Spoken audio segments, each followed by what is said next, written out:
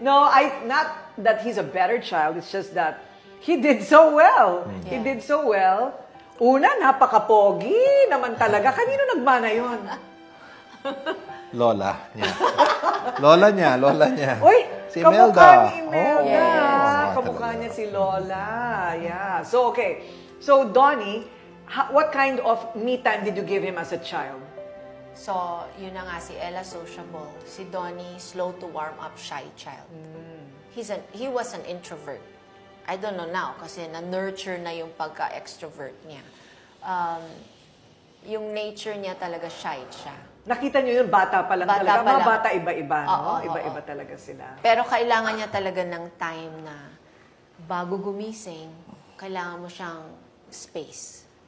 Bigyan mo siya ng space. Kinuwento mo yan sa akin dati. Oo, tatandaan ko Oo, na. kinuwento mo na si Donnie, kailangan bigyan mo ng time.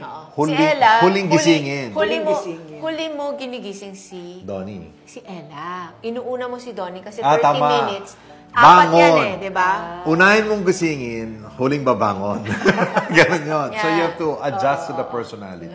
Pero hindi ko lang kung nasabi namin sa'yo na for almost 2 years, hindi nagsasalita si Donnie. Yeah. Medyo 0 concerned to 2 kami. years old. So sabi namin, sobrang concern na to. Pero nung nag 2 years old siya, naghahanap na sana kami ng specialista eh. Biglang bumati sa amin, "Hi, Mom." Incomplete sentences. Hi, Dad. Yung kanyang mga salita. Nagpa-practice on his own. He doesn't wanna do anything na hindi niya pinag-isipan, pinag-practicean. Ganun din sa showbiz. Nung 17 siya, for the first time, sinabi niya, "Mom, Dad, I wanna join showbiz." Shock kami!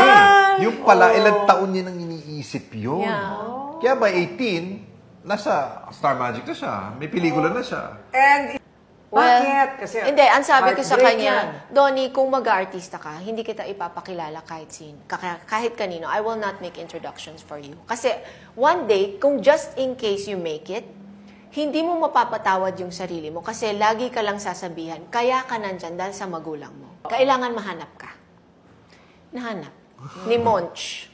Oo. Ni Monch ng Star Magic, sinumbong kay Mr. M. Mr. M, pinatawag na kami. Wala na akong nagawa. At saka dumaan siya sa lahat ng audition. At may mga hindi tumanggap sa kanya. Yeah. So, heartbreak siya doon. Pero, okay lang. Pero, you know, his tatay, Mr. M, really gave us a chance na makatapos siya ng high school at least. Yes. Mag-workshop siya ng maayos. Dinevelop niya para pagkahanda na si Donnie, handang-handa na talaga.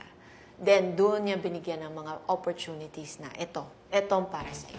And I'm so grateful to him. Kasi talagang inalagaan niya si Donnie. Wow. So something about Donnie that people don't know is talagang nananahimik yan, pero nagko-compute yan.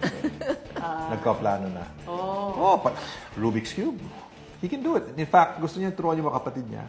Sinulat niya, step 1 to 350, how to form a Rubik's Cube. Yeah. Ganun siya. He's always strategizing. Hindi nyo alam yun tungkol kay Donnie, di ba? May pointers ka sa kanya sa pag-aarte, you let him. I let him. If he asks me, then I'll tell him. Ayun. Sometimes papabasa niya sa akin yung script. Tapos, can you read it, Mom? Para lang I hear how you'd say something.